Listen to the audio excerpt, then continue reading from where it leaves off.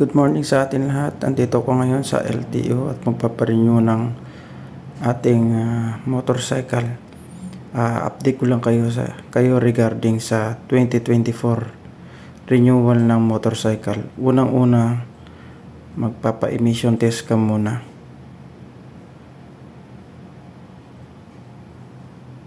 Ayan, chine-check muna nila kung okay pa ba yung kapasidad ng motor mo na pwedeng tumakbo sa naayon sa ating environment. So pumasa siya.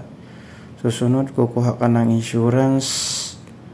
Yan, after pagkuha ng insurance, inspection na yan ng inspector ng LTO.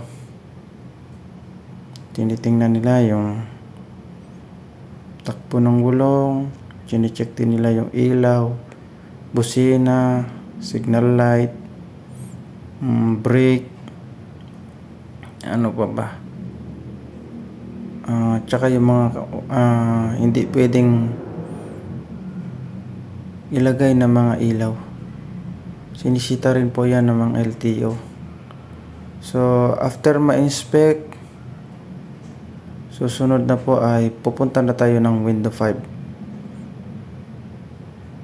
Ayan, nandiyan ako sa window 5 at magpapasa na. So ready to pick up na lang, waiting. Thank you guys.